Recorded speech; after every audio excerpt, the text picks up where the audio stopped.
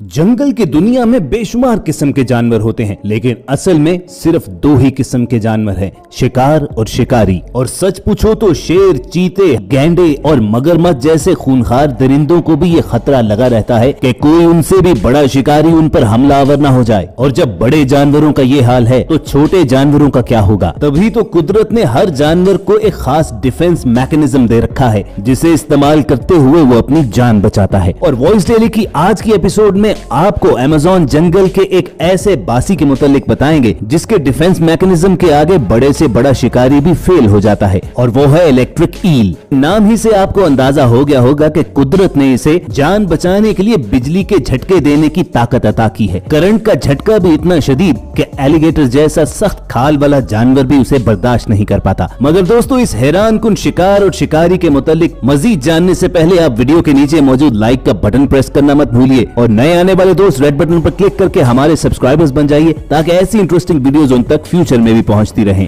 दोस्तों, electric eel के शिकारी को जो बिजली का झटका लगता है वो कहीं और से नहीं बल्कि ईल की अपनी बॉडी ही से प्रोड्यूस होता है। मगर क्या इस झटके में इतनी कुव्वत होती है कि वो मगरमच्छ जैसे सख्तजान जानवर को ढेर कर सके, जिसकी खाल पर शेर और चीते की फोर्सफुल बाइट का भी कोई असर नहीं होता? इस सवाल का जवाब समझने के लिए आपको एक मिसाल देते हैं। बचपन में यकीनन आपने भी बैटरी सेल्स के एक्टिव पार्ट को अपनी जुबान से लगाकर फील करने की कोशिश तो की होगी। अब भले इन बैटरी सेल्स से बिल्कुल महसूस होने वाला झटका लगता हो, लेकिन अब सोचिए कि सिर्फ 9 वोल्ट की एक बैटरी आपको ऐसा एक्सपीरियंस करवा सकती है। तो अगर यही पावर बढ़कर 860 वोल्ट तक पहुंच जाए तो फिर आपका क्या हाल होगा। जी हां, आपने बिल्कुल दुरुस्त सुना, 860 वोल्ट। इलेक्ट्रिक ईल जब किसी को झटका देती है तो उस इलेक्ट्रिक शॉक की पावर इतनी ही होती है। मछली की इस खास किस्म को सादा जुबान में इलेक्ट्रिक ईल पुकारा जाता है। असल में इसका नाम इलेक्ट्रोफोरस इलेक्ट्रिकस है। चंद साल पहले तक वाइल्ड लाइफ एक्सपर्ट्स यही जानते थे कि इलेक्ट्रिक ईल की दुनिया में सिर्फ एक ही किस्म है, लेकिन वक्त गुजरने के साथ साथ खोज पर यह भी मालूम हुआ कि इनकी दो मजीद किस्में इलेक्ट्रोफोरस वाई और इलेक्ट्रोफोरस वोल्टाई मौजूद हैं, जिनके अंदर बिजली के ऐसे ही झटके देने की पावर है। नॉर्थ अमेरिका के पानियों में पाए जाने वाले ये बासी 8 फुट तक लंबे और 20 किलो से ज्यादा वजनी हो सकते हैं। इलेक्ट्रिक ईल को अपनी भूख मिटाने के लिए मीठे पानियों के अंदर स्लो मूविंग क्रिएचर ज्यादा पसंद है, क्योंकि ये अपने शिकार को जब बिजली का झटका देती है तो वो या तो पैरालाइज्ड हो जाता है या फिर मुकम्मल मर ही जाता है। और अपनी यही पावर और शिकारी तकनीक यूज करते हुए इलेक्ट्रिक ईल मछलियों से लेकर छोटे छोटे मैमल्स को अपनी भूख मिटाने के लिए गिरा लेते हैं।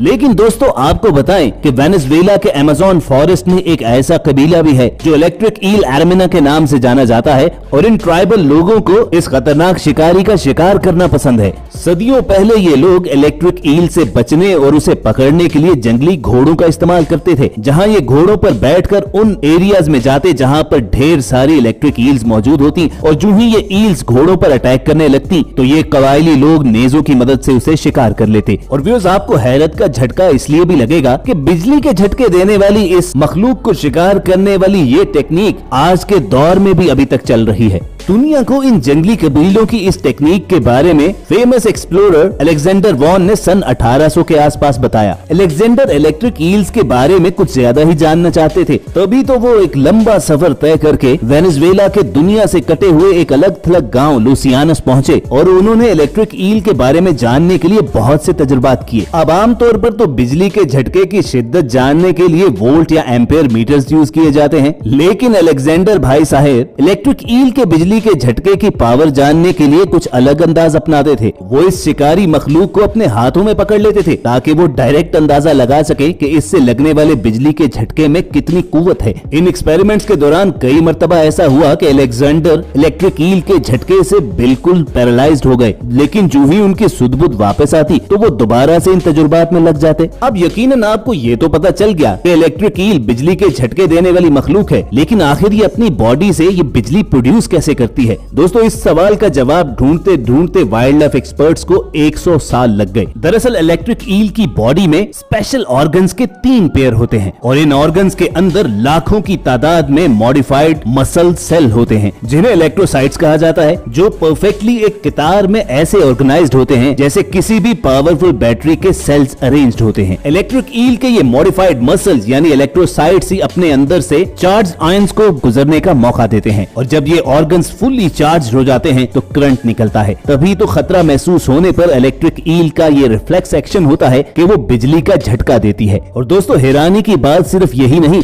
बल्कि इलेक्ट्रिक ईल अपनी इस पावर को यूज करते हुए अपने इर्द गिर्द इलेक्ट्रिक फील्ड क्रिएट कर लेती है, ताकि न सिर्फ गदले पानियों में वो आसानी से शिकार भी कर सके और दूसरे शिकारी जानवरों से महफूज भी रह सके। जो ही कोई इलेक्ट्रिक ईल के पास आता है तो ये मखलूक अपने जिस्म से 860 वोल्ट के 2 से 3 झटके निकालती है और ये हाई वोल्टेज झटके इसके शिकारी के नर्व सिस्टम पर गहरे असरात छोड़ते हैं। चंद सेकंड्स के लिए इलेक्ट्रिक ईल के ओपोनेंट तो बिल्कुल पैरालाइज्ड हो जाते हैं और इन्हीं सेकंड्स के दौरान ये अपनी जान बचाकर भाग निकलती है। और दोस्तों इलेक्ट्रिक ईल अपने शिकार को तलाश करने के लिए भी यही कुव्वत इस्तेमाल करती है। इसके जिस्म से निकलने वाले बिजली के झटके पानी के अंदर वेव्स क्रिएट करते हैं, जिनसे घबराकर छोटी छोटी मछलियां और मैमल्स अपने छुपने की जगहों से बाहर निकलते हैं और इलेक्ट्रिक ईल उन्हें काबू कर लेती है। लेकिन करंट मारने वाली ये मखलूक पानी के अंदर ही नहीं बल्कि बाहर भी उतनी ही खतरनाक है। इस बात को मेजर करने के लिए वाइल्ड लाइफ एक्सपर्ट्स ने एक नकली हाथ इस्तेमाल किया जिसके अंदर इलेक्ट्रिक सेंसर्स लगे हुए थे और इसी एक्सपेरिमेंट से मालूम हुआ कि पानी के बाहर निकलकर इलेक्ट्रिक ईल का करंट ज्यादा जोरदार होता है। तो भैया इस मखलूक की शक्ल गौर से देख लो और पानी के अंदर जहां कहीं ये नजर आए उससे दूर ही रहो तो बेहतर है, क्योंकि इसे शिकार करने की गर्ज से या इसे छेड़ने के लिए पास जाना अपनी मौत को दावत देने के बराबर है। क्योंकि इलेक्ट्रिक ईल सिर्फ छोटे ही नहीं बल्कि अपने साइज से कई गुना बड़े जानवरों को भी बेबस कर डालती है। यकीन न आए तो इस शिकारी कुत्ते का हाल देखिए कि जिसने इस पर अटैक करने की हमाकत तो कर डाली, मगर एक ही इलेक्ट्रिक शॉक ने उसे रियलाइज करवा दिया